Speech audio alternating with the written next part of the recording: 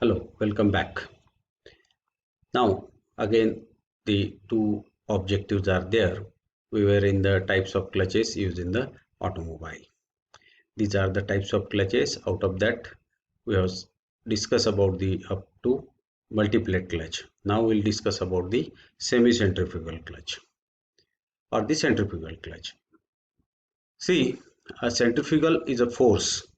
So this type of clutch is working on automatic basis. As the speed increases, the centrifugal force increases and the clutch will get automatically engaged. You can observe in this figure. Suppose these are the two friction plates which are connected to your input shaft. This is the input shaft, the center. Now when the speed of the engine increases, naturally these are attached with the help of spring. These friction plates goes and touches to this outer periphery of this output shaft, and the transmission from input to output starts. You can observe here also. When this is the driving or engine shaft, when the speed increases because of the centrifugal force, which is there are two forces, centrifugal and centripetal towards center, centrifugal away from the center.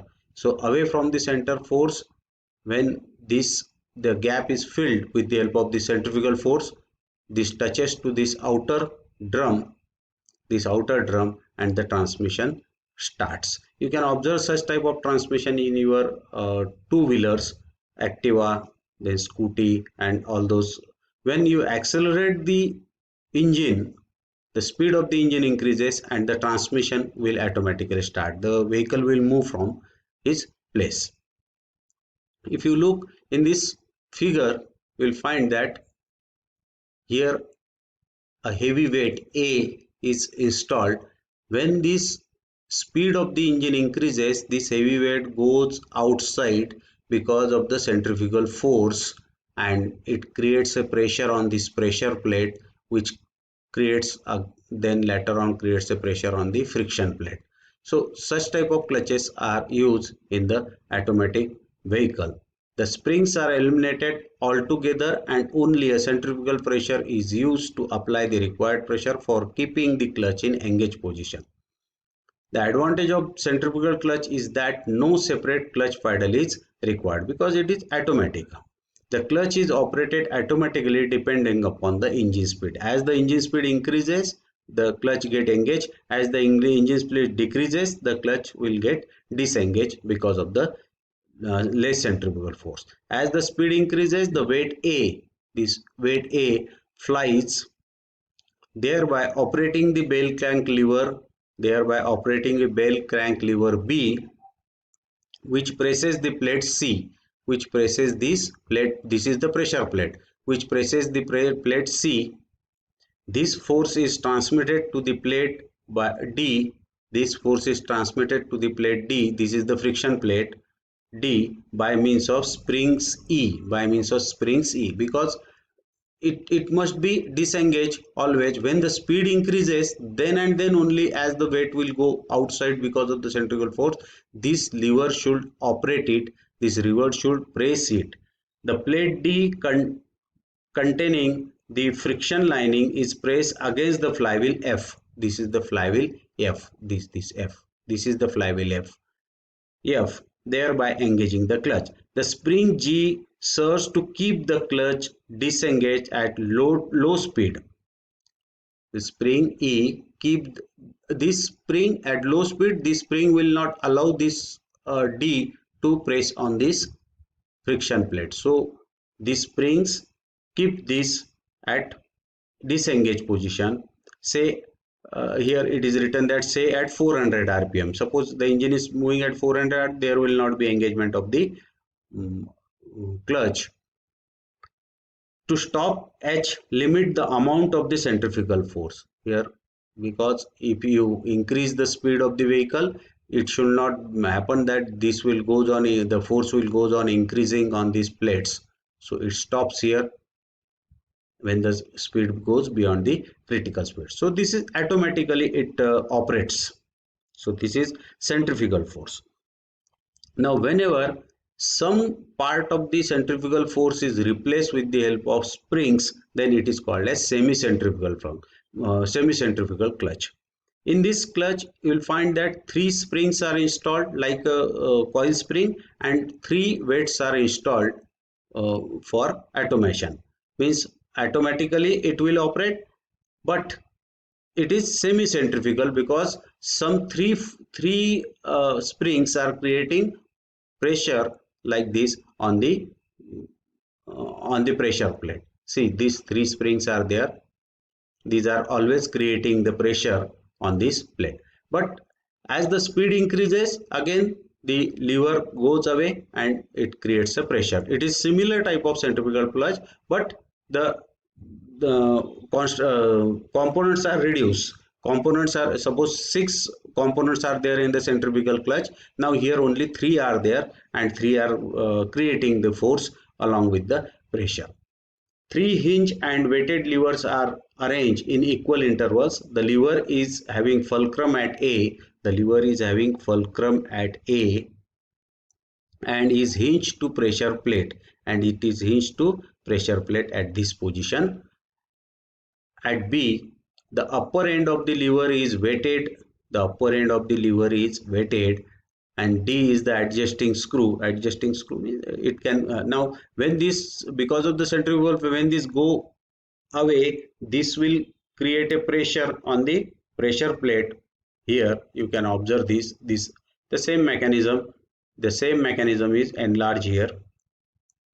So when this, due to the rotation, when this goes away, it will create a pressure on this pressure plate, and the force is created on the pressure plate. But at the same time there is a constant pressure with the help of springs. Means now you can observe this graph. Spring is having a constant force.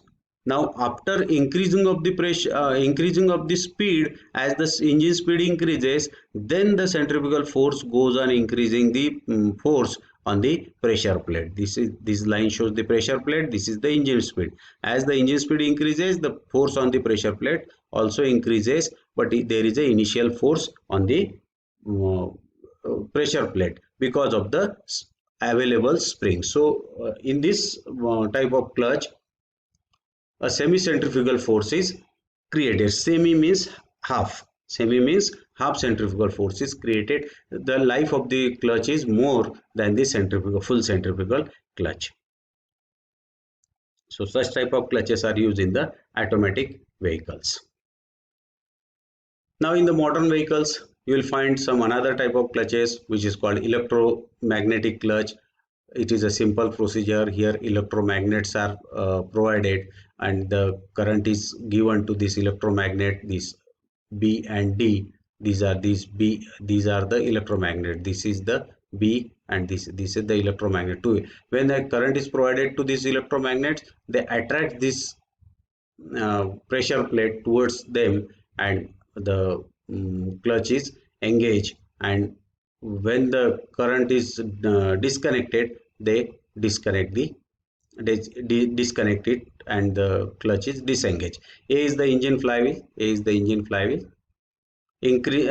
Incorporating the winding B, this winding B, clutch plate C is lined with the friction surface and is free to slide on the splines on the clutch shaft D pressure plate. The winding is supplied with a current from the battery dynamo. When the winding B is energized, it attracts the pressure plate D. When this B is energized, means current is given, then it attracts this D, and the clutch is engaged.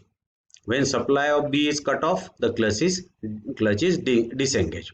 Ordinarily, the winding is connected to the engine dynamo. The lower engine speed dynamo output is also low, which makes the force in winding very small. The electromagnetic clutch is best suited where remote operation is desired, since no linkage are required to control its engagement. There is no linkage because it is controlled with the help of only current. Now there is a one another clutch which is called vacuum clutch. You can observe here a vacuum is, this is the inlet manifold of the carburetor. This total system is connected to the inlet manifold. When the inlet manifold means there is a negative pressure because there is a suction. piston sucks the air. So due to this suction, the air is sucked from this closed chamber. Air is sucked from this closed chamber.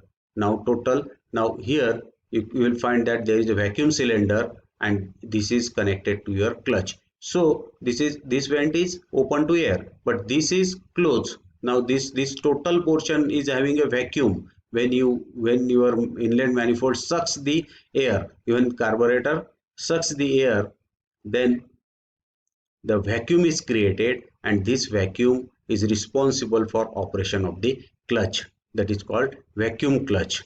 This is called vacuum clutch. Where this is used, this can be used in automated process. So battery switch. Now here is a solenoid is also provided to control this. Suppose if you do not want to operate the clutch, now you just supply current to this solenoid. The current will pull this rod on the upper side, and air from this vent will enter here, and air will be supplied to this manifold. So this piston will not move because there is a air. If it remains at this position, then there will not be air in the chamber, and the because of the suction, automatically clutch plate or the clutch lever will be operated. So like this, these are the different types of clutches used in the vehicle as per the arrangements. Now fluid couplings. Instead of direct contact with the flywheel, pressure plate or friction plate, here is a non-contact type of coupling is there, in which the fluid is rotating.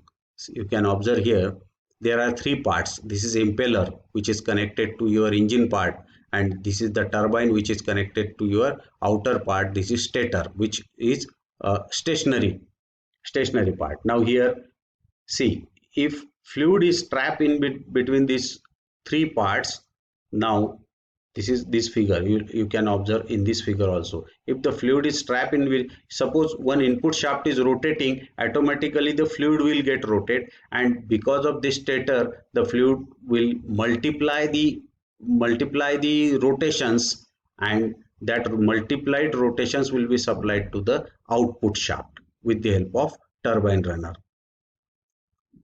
See here also,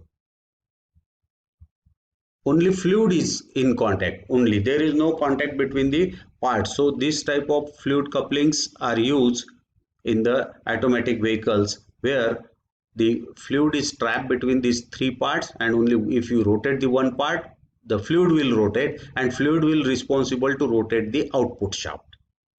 There is no contact. It is automatically, as the speed increases, the fluid will transfer the motion from one part to another part, and fluid will give rotation to your output shaft.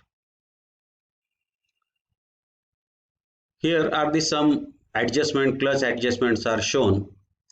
Floorboard clearance adjustment. Sometimes here floorboard, here the clutch adjustment may takes place. So here floor adjustment can be made. Clutch pedal travel adjustment. Clutch pedal travel adjustment can be made here. Free plate adjustment means how much free should be there, so that the clutch should not be so tight that if you just put a foot, if you just your foot touches to this lever, the clutch will get operated. It should not be like that. There must be some clearance between these. Clutch release lever adjustment. Then when you release the clutch, the release lever adjustment, that you make it, that adjustment can be made. Now here there are some troubleshootings are shown. Clutch slip. If sometimes clutch slips because it cannot be, the friction is not sufficient. Clutch drag or spin. Clutch it will only rotate, it will not transfer the power. Clutch jadder is there, noise, rattle is there, knock is there. Pulsation of the pedal means the smooth operation will not be there, pulsation will be there. So these are some of the adjustments of the clutch. Hope you might have understood all these clutches, and you might have enjoyed the lecture. Thank you for watching.